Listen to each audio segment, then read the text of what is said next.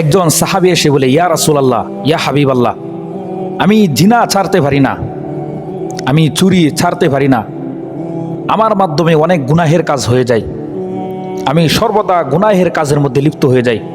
ইয়া রাসূলুল্লাহ, ইয়া হাবিবাল্লাহ, আপনি আমাকে এমন একটি আমল দেন যার কারণে আমি সমস্ত গুনাহের কাছ থেকে বের হয়ে আসতে পারি। রাসূল আকরাম সাল্লাল্লাহু আলাইহি ওয়াসাল্লাম বলেন, হে আমার সাহাবী, তুমি মিথ্যা কথা ছেড়ে দাও।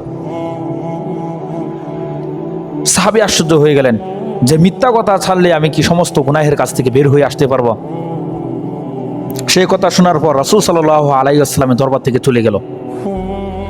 সে যখন চুরি করতে যায় তার মাথার মধ্যে এই চিন্তাটা চলে আসে যে আল্লাহ রাসূল সাল্লাল্লাহু আলাইহি ওয়াসাল্লাম আমাকে যে বলেছিল যে মিথ্যা কথা কখনো বলতে পারবে না, এখন যদি আমি চুরি করি আর রাসূলের দরবারে যদি যাই আর যদি বলে তুমি কি চুরি করেছো, তখন তো আমার মিথ্যা কথা, আমাকে তো সত্য কথা বলতে হবে, তখন তো রাসূল সাল্লাল্লাহু আলাইহি ওয়াসাল্লামের ওয়াদা খেলাফ হয়ে যাবে।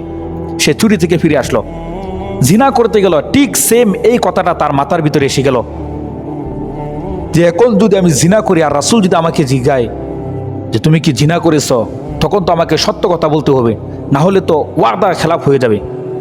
সে এই সত্য কথাটাকে চিন্তা করতে করতে করতে করতে সে সমস্ত খারাপ কাজ থেকে বের হয়ে এসে বলল, এমন রাসূল সাল্লাল্লাহু আলাইহি ওয়াসাল্লামের দরবারে সামনে এসে দাঁড়িয়ে বলল, ইয়া রাসূলুল্লাহ, ইয়া হাবিবাল্লাহ, এই সত্য কথা আজকে আমাকে ইসলাম শিখিয়েছে, আমাকে দ্বীন শিখিয়েছে, আমি সমস্ত কাজ বর্জন করে এখন ইসলামের প্রতি ফিরে এসেছি।